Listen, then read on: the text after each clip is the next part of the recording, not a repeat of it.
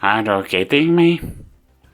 Digimon Adventure quality gets lowered because of the second to last boss fight. So this video might be formatted differently and I will be only sharing spoilers about this fight. But because this game adapts the first anime then for watches the anime, should know about the anime. But just in case, for fans to avoid spoilers, then you shouldn't watch this video. So you should stop watching this. Video.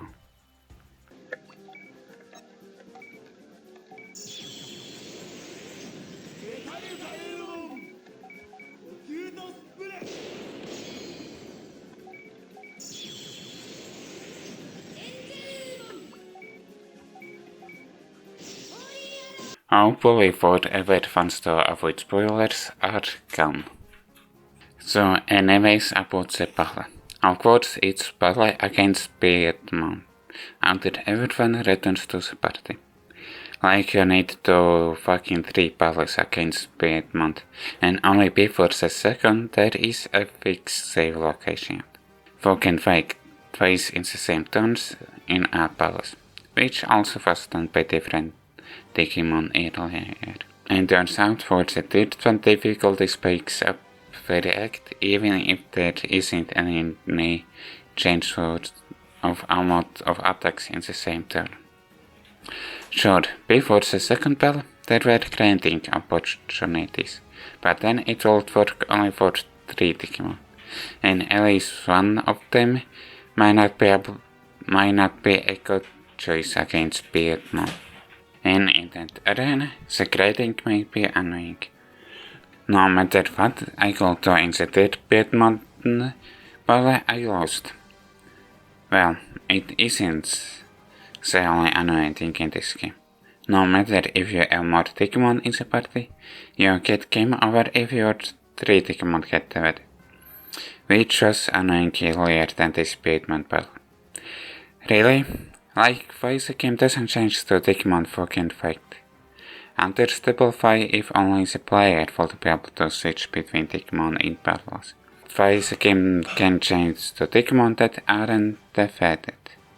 Like, at least gameplay falls say else still, because I could of course was able to use them in battle, but I still get game over for that.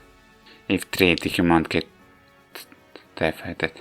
Well, back to Digimon battle. And of course the game doesn't allow me to save the game before the third battle against it, which difficulty spikes to very high. Then of course I get annoyed. I need to fix the second battle and 6 round cutscenes before it again and again and again and again and again and so on. If you are not gonna give me a save locations, because you can only save in fixed locations, and episode screen, then at least allow me to skip cutscenes. So then at first I tried to use emulator save states, but it didn't work out, and found out that at least Digimon first attacks are pre-selected before battle, so needed to do some inputs before battle to make Digimon attack change. Of course I succumbed to those cheats, but I still had trouble speeding this point. Really, a game where cheats doesn't help? And these below are game share cheats. So those aren't official cheats. Okay, I had trouble with cheats mainly because it seemed like they didn't work. Like infinite stats, it didn't work for, or only work for Digimon. I forgot how to pronounce it. Did you notice difference using max attack cheat? So at first I just wanted to rage quit, and I guess at that point I skimmed track videos after this battle. But then at first I wanted to grind mainly for the Digimon, which will be also, but then I saw how annoying the grinding will be. Then I also set max experience sheets, which only level up Digimon to max level, except one Digimon, after beating a battle. We did a PC-tiered Digimon battle, but still with difficulty, so then I attempted to beat a final boss, but it seemed that's not enough. Really? Digimon being level 99 but can deal significant damage? Or attack didn't get increased because I cheated. Okay, while I was writing up this part of the script, I figured to download a complete save file, but it is after a rage quit, but in which level 98 Digimon couldn't deal significant damage to opponent. But that might open a no-game plus save file, if it is something like that. Sure, maybe it's my fault that I didn't grind intentions whenever possible, but I wanted to grind when every Digimon is accessible to me to grind them. You know what? The game shouldn't allow Digimon availability because of the story reasons for dungeons, which are meant for grinding. Sure, I wouldn't mind if from the episode screen I wouldn't be able to select any Digimon for the dungeon, but at least allow me to select all the Digimon for the dungeons while I'm in the dungeon. But I guess I needed to waste more time in dungeons because of the story reasons available Digimon that I can always change it. So yeah, don't grind just at the dungeons when all Digimon are available.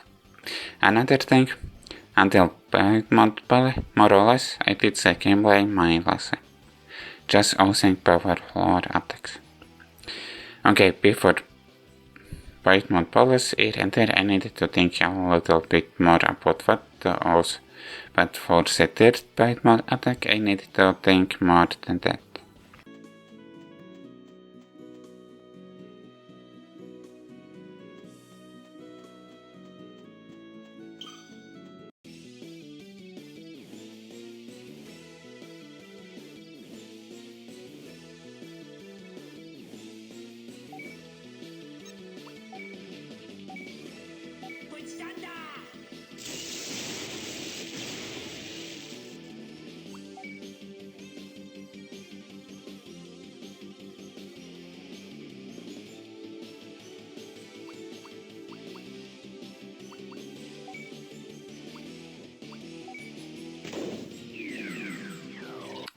Now, if Digimon faked wouldn't lower the game quality, then it will be a good game.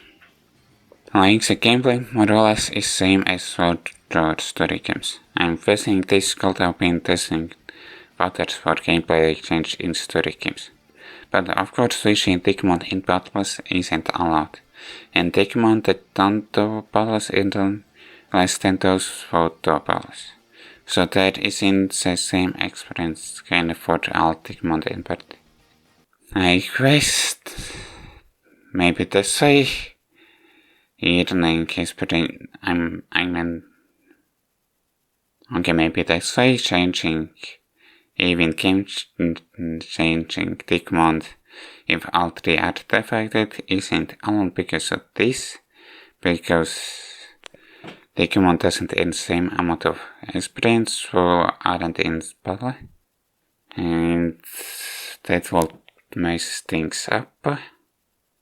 And of course the story is the same as an anime, where 7 children get into the digital world, where they need to defeat evil with Digimon of course, but targets always change. Of course, at the start, there wasn't any mentions of Digimon, but the game progress is split in episodes, basically levels with a variety of light, and there are sub-episodes. In those there are stuff that may not have been in anime episodes. And of course, because it is based on anime, then there aren't shops for items, even though you can find items from chest. And of course, again, because it's based on anime, the evolution levels aren't based on Digimon levels. They get unlocked because of story progress. Like, even with that, it was difficult to play this game, even with cheats against Digimon. There is also a bonding system. If multiple characters ever got bond, then the Digimon does 3 attacks if it's outer previous Digimon. Only using the stop skill in the skill list. There are pulses that the player can attempt, but the game solves them for you after the player fails enough times, which is a small number of failures. For this game, the Digimon still gets the same amount of the experience, and with it, if they level up, HP and SP are leveled, otherwise they get revived, only with 1 HP left. Looks like the video of this game will be like this. But while in the middle of making this video, I figured to see how it would run on mobile. Of course, tracked emulations, and how playable it is in on-screen controls.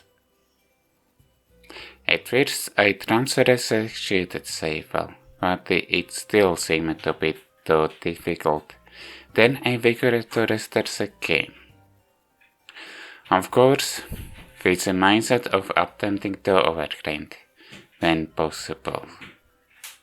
Okay, some of my faults with the game became harder for me are that I only applied 1 Digipiece of each type that I called but for each Digimon, and I accidentally disassembled Oswald Digipieces, for which I didn't have a crafting options available.